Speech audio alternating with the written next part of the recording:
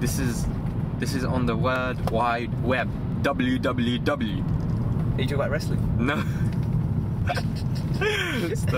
Okay, so this story is of our beloved Prophet Muhammad sallallahu alaihi wasallam. I guess that this will be because he is our teacher, our inspiration. This will be a perfect story to show how patient we have to be. All this time, 9 years, he's been preaching to the people of Mecca. So except few that are following him or helping him, even though they haven't come into the creed, the rest are haven't left a stone unturned in the persecution of the Muslims and trying to force them to renounce their religion, their new creed. They're just being kuffar idiots, isn't it? Yeah, they're being kuffar idiots. They're just torturing Muslims. So the Prophet ﷺ decides to go to Taif. It's the second biggest town in Hijaz, and is home to a clan called Banu Taif. And he went there, he decided to go there in the hope of winning them into Islam and finding a shelter for the Muslims, a quarter, a place to start propagation from, and basically a place where, you know, they will be free from the persecution of the Quraysh, which were the Arabs, the Mecca people, the Arabs of Mecca. So he travelled by foot there, maybe a donkey, but he travelled without a vehicle, obviously, because there was no cars, was there? No. There was no cars, was there? That is a lame joke, That was an attempt at bringing humour into your little speech, and that was lame. Okay, yeah, that was lame. He went to the town and he met with the chiefs, three chiefs, yeah. And he met them one by one. And not only did they reject his proclamation, but they insulted it, yeah, and was very rude to him, very rude. They wanted him to leave, and they mocked him. All three of them mocked him, and they were mocking him of, oh, Allah has made you prophet, why hasn't he found somebody else? Another chief said that, oh, I'm not going to say anything to you, because if you are the prophet of Allah, then it's going to cause harm to me, because if I talk bad to you.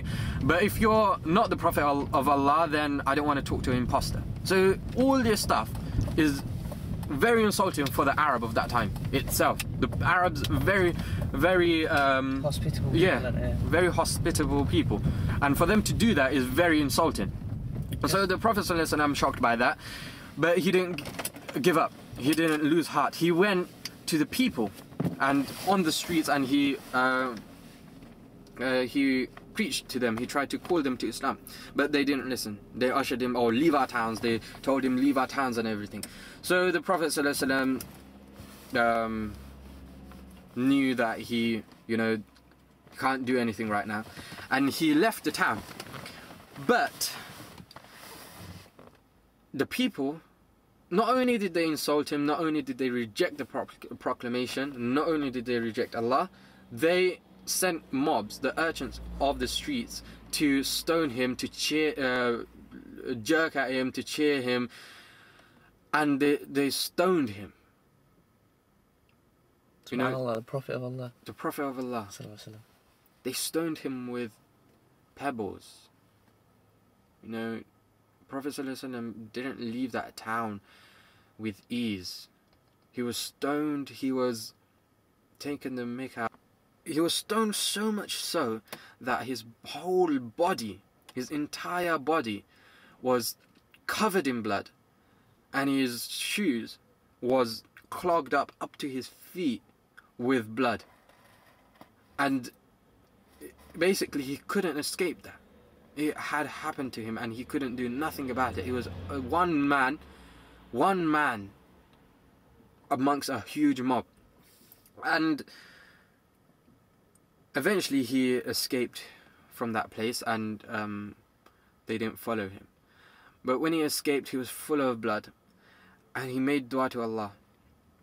He made dua by saying, "O my Allah, to thee I complain of the feebleness of my strength, of my lack of resources, of my being unimportant in the eyes of Allah. O merciful of those who are capable of showing mercy. Thou art the Lord of the weak, and thou art my own Lord. To whom art thou to entrust me? To an unsympathetic foe who would suddenly thrown at me, or to an alien to whom thou hast given control over my affair? Not in the least do I care of anything except that I may have thy protection.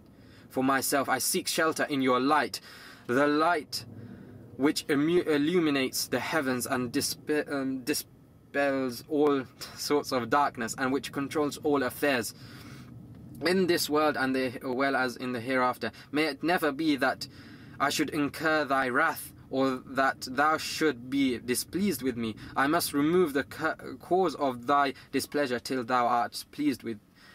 There is no strength nor power but through thee." After Prophet ﷺ made this dua, the heavens shook, and Allah subhanahu wa ta'ala sent Jibreel alayhi salam to the Prophet ﷺ. Jibreel alayhi salam came and in front of the Prophet ﷺ and greeted him, and he said to him, "Allah knows all that has passed between you and these people. He has deputed an angel in charge of the mountains to be at your command." And he ushered to the angel to come to the Prophet ﷺ. So the angel came to the Prophet ﷺ and greeted him and said, "I am in charge of these mountains." To the nearest meaning, this is, "I am in charge of the mountains. If you wish, I could make these mountains collide, and everybody in between this mountain, basically Taif was in between two mountains in a valley. Everyone will be destroyed, or you could suggest some sort of other punishment." So the noble Prophet Muhammad ﷺ had the opportunity to punish these people who had punished him severely. I mean, not just, little punishment, a lot of punishment. The merciful Prophet Muhammad ﷺ, who is, no wonder he has been called the mercy of mankind. For mankind or of mankind? Mercy for mankind. For mankind. He said, even if these people do not, these are to the nearest meaning, even if these people do not accept Islam, then one person, inshallah, from their progeny might worship Allah. So he didn't want to punish them. Because just one person might convert to Islam. This is how much love he had for Islam. This is how much love he had for Allah, that he wanted, at least, he didn't care that he went through so much punishment. He just thought at least one person, if one person was to prostrate to Allah, may that was enough for him. His whole blood was enough for him. This is how much patience the Prophet ﷺ had, how much love he had for Islam. We say that we claim, actually, we follow him. Do we really? I mean, if we look at ourselves, he was being merciful to the kuffars, people that don't even follow Allah. I thought you were going to say about the toilet. Toilet? They don't wash their butts with water. Oh yeah, that's true as well. They don't wash their butts with water. Shall we go back to the main subject? Yeah. I'll stop interrupting. Yeah.